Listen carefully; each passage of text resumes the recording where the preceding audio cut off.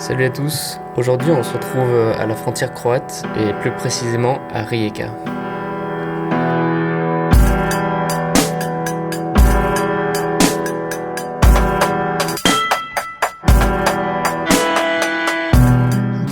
Ok, donc ça y est, là je suis arrivé dans une auberge de jeunesse où j'ai passé une partie de l'après-midi sur le littoral, donc un peu rien faire, à essayer de trouver des logements et prévoir comment ça va se passer en Croatie.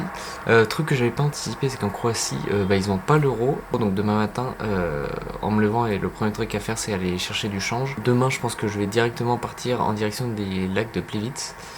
Aller là-bas, visiter, sûrement passer une nuit en bivouac du coup.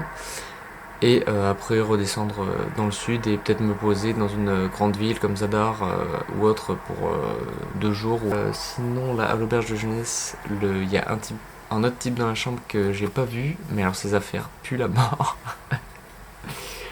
Du coup voilà, j'ai ouvert la fenêtre en grand et là il a dû nettoyer ses affaires et tout, donc c'est mouillé, donc ça pue la mort. Mais c'est pas grave, voilà. Donc là je vais un peu continuer à planifier les jours qui arrivent et puis après je vais aller manger et je vais me coucher tôt parce que je suis fatigué. Je repars en direction du parc national de Plivice sous un soleil de novembre encore chaud. Mais la Croatie me réserve une première surprise à laquelle je ne m'attendais pas.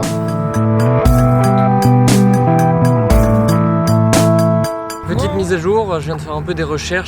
Donc la Croatie c'est encore un pays pourri pour faire du stop. Donc moi qui pensais qu'après l'Italie ça pourrait être que moins galère, je me suis trompé puisque là j'ai passé 1h30 et il y a une voiture qui s'est arrêtée et qui allait pas dans la bonne direction. Je crois que je suis parti pour marcher au moins 3 heures. Donc voilà, on va voir comment ça se passe aujourd'hui déjà et puis on se retrouve plus tard.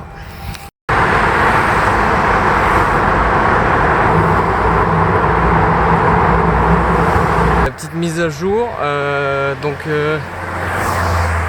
là il est 16h et du coup depuis ce matin il n'y a toujours aucune voiture qui m'a pris en stop. Donc voilà, je suis quand même assez surpris. Je m'attendais pour la Croatie un pays où ça serait facile de faire du stop, surtout après l'Italie. Mais pour l'instant c'est le pire. Donc du coup pour le moment j'attends plus tellement qu'il y ait une voiture qui me prenne en stop puisque depuis ce matin ça marche pas. Parce qu'en plus là, je suis vraiment sur une route, je suis plus du tout dans la ville. Ça se voit que je suis loin de tout et les voitures s'arrêtent toujours pas, donc je pense que la Croatie ça s'annonce vraiment galère. Donc là je vais essayer de rejoindre une plage un petit peu plus loin que Rijeka et passer la nuit et on verra demain. Bon donc là ça y est, je suis arrêté pour la nuit. Donc du coup officiellement première journée avec 0 voiture qui me prend en stop. Donc désolé pour la Croatie. Sinon là du coup j'ai pas mal marché, donc là je suis pas très loin à pied d'une station-service qui est sur une route très fréquentée et qui va en direction de Split. Donc du coup demain matin je vais essayer de me positionner là et de parler aux conducteurs qui sont arrêtés pour avoir plus de chances d'y arriver. Donc comme là il est encore tôt, demain matin je pourrais partir assez vite et j'aurai plus de chances de pouvoir faire un peu de distance et pouvoir peut-être arriver à Zagreb ou à Split demain dans la journée. Voilà, donc du coup je vous dis à demain et puis on va voir comment j'avance. Après cette première journée de désillusion, la chance tourne enfin et je trouve une première voiture pour m'emmener, puis une deuxième, une troisième. Je commence à tailler un peu de distance.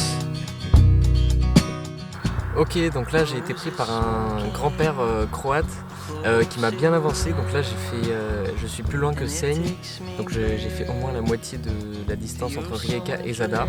Et du coup je lui ai parlé du fait que j'allais en Thaïlande et il avait l'air emballé et quand je suis descendu de la voiture il était pressé parce qu'il avait un ferry à prendre. Il n'a pas pu y chercher dans ses affaires, il cherchait une carte de visite pour ce qu'il disait j'ai envie que tu m'envoies un message, je suis en Thaïlande. Et comme il ne trouvait pas, du coup il m'a donné à la place, il m'a donné 3 pommes, du coup il a pris d'air. Il m'a donné 3 pommes, il voulait me donner quelque chose, donc super gentil. Il est 15h30, donc j'ai encore 1h30 de soleil. Donc 1h30 où j'ai des chances d'être pris par des voitures. Je vais essayer de continuer en direction de Zadar tout simplement.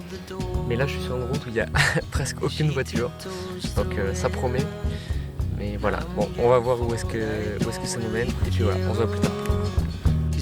Souvent, ce n'est pas la quantité de voitures qui compte, mais surtout le contexte.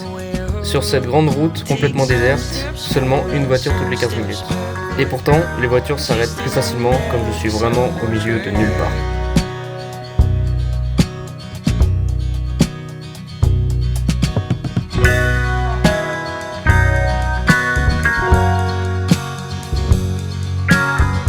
Ayant parcouru une grosse distance de Rijeka à Zadar en une seule journée, je m'autorise alors à quitter les grands axes pour me diriger en direction du parc national de Krka. Ok, donc après avoir passé 2 heures dans la gare de péage et avec une seule voiture qui s'est arrêtée et qui allait pas dans la bonne direction, du coup j'ai décidé de marcher jusqu'à la prochaine station-service. C'est à 11 km, donc j'y suis que dans 2 heures. Mais au moins je sais que dans 2 heures je suis sur la station-service et ça sera sûrement plus simple pour trouver une voiture. Donc voilà, il me reste plus qu'à marcher maintenant et on se voit plus tard. Ok, bon, après une attente interminable sur cette aire d'autoroute, j'ai trouvé 2 Bosniaques qui m'ont emmené jusqu'à la sortie de l'autoroute qui va à Skradin. Donc Skradin, c'est le village qui est juste à côté du parc national de Krka. Donc maintenant je vais marcher pour arriver jusqu'à Skradin parce qu'il fait nuit, donc aucune voiture va me prendre. Après planter la tente et je passe la nuit et comme ça demain matin je peux visiter le parc national. Et j'espère demain soir du coup pouvoir aller à Split si j'arrive à trouver une voiture, évidemment. Donc voilà, on se retrouve plus tard quand j'aurai monté la tente et voilà. Bon du coup là ça y est, je suis installé dans la tente. C'est assez humide et froid dehors, donc ça va pas être forcément un plaisir au réveil, mais voilà. Donc du coup demain, comme prévu, visite du parc national de Krka, je crois qu'on dit comme ça. Et voilà. Et normalement demain après-midi autostop pour essayer d'arriver demain soir à Split. Voilà, on se voit demain pour la visite du parc.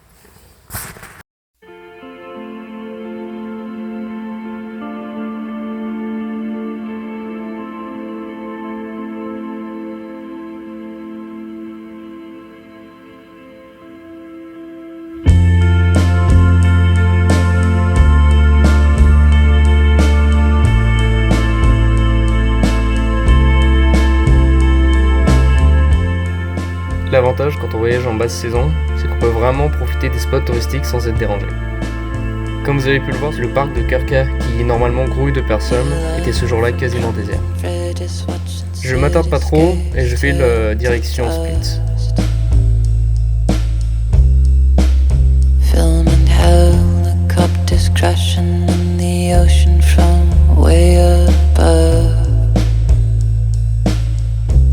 J'en profiterai donc pour rester un peu dans la ville, faire du montage, éditer les photos, faire la lessive, etc.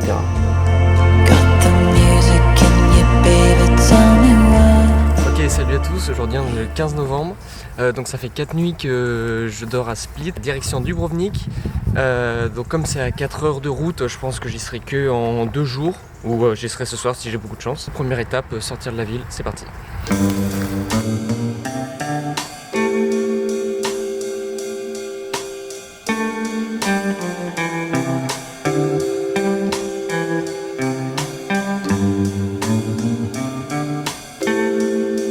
Salut à tous, aujourd'hui on est le 16 novembre. Hier je suis arrivé à Makarska, j'ai été pris par un couple et ils m'ont proposé de passer la nuit chez eux. Donc ça y est, ça m'est enfin arrivé de dormir chez des gens rencontrés pendant la journée. En plus ce matin ils m'ont amené un peu plus loin que Makarska pour me laisser sous un abribus parce qu'aujourd'hui eh bien il pleut tout simplement. Ça va être la première journée de stop sous la pluie, donc je sais pas trop ce que ça va donner. L'objectif c'est toujours d'arriver à Dubrovnik pour ce soir, j'espère.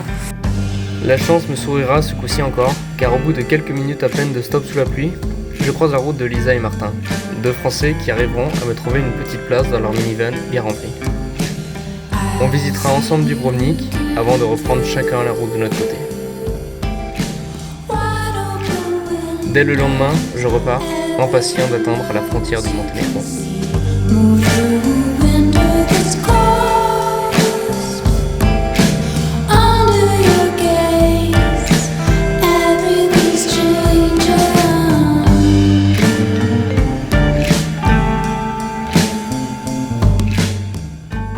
Ok, vous voyez ça derrière moi, Ça, c'est la frontière avec le Monténégro. Donc ça y est, passage dans un nouveau pays, fin de la Croatie. Ouais, super content déjà.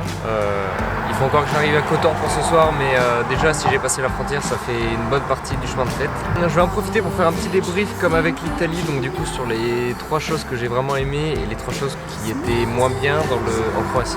Les 3 points positifs, le premier, les paysages évidemment, genre c'est vraiment un pays incroyable. Il y a la mer, la montagne juste à côté. En deuxième point, je vais dire la sécurité. C'est vraiment un pays où c'est très safe. Même en pleine nuit, dans les villes, dans les rues pas éclairées, on se sent safe. Et en dernier point positif, c'est que la vie est un peu moins chère qu'en France et en Italie. À l'exception de Dubrovnik où la vie le prix même des aliments, c'était les mêmes qu'en France. Dans les points négatifs, déjà le premier c'est les Croates. Désolé. Mais voilà, c'était quand même dans l'ensemble assez froid. Le stop était encore plus dur. Évidemment, il y a des exceptions. On l'a vu avec Vilma et Liman qui m'ont accueilli chez eux. C'est la première fois que ça m'arrive et c'est en Croatie. Donc voilà, faut pas faire des généralités, mais voilà, c'est une tendance générale. Chaque passage de frontière est accompagné d'un incroyable sentiment d'excitation et d'accomplissement. Encore une fois, je croise la route de 2 vanlifers allemands qui m'emmèneront jusqu'à Kotor.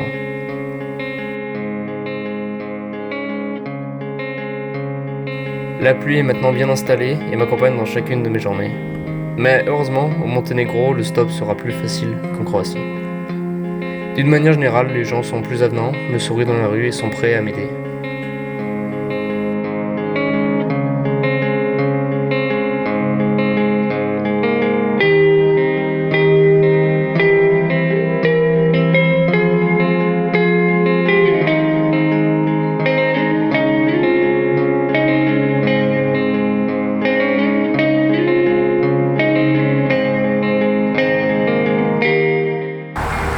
Ok, salut à tous, donc aujourd'hui on est le 19 novembre, dernier jour au Monténégro. Aujourd'hui je vais essayer de rejoindre Tirana, la capitale de l'Albanie. Et voilà, là je suis à Ulcinj, j'ai été pris par un couple d'Allemands dans un van. Là je suis en train d'essayer de trouver la route qui va à la frontière. Et les gens me regardent un peu comme un extraterrestre puisque j'ai ma couverture de pluie orange fluo. On sent qu'on se rapproche de l'Albanie puisque les routes sont moins bien entretenues, les immeubles pareil, les gens conduisent un peu n'importe comment. J'ai vu un type prendre un rond-point à l'envers. Enfin, on sent qu'on s'éloigne de l'Europe qu'on connaît. Enfin voilà, on s'en éloigne petit à petit et voilà. Mais c'est pas du tout un jugement de valeur, c'est vraiment juste une observation générale. Le Monténégro sera vite traversé car c'est un petit pays.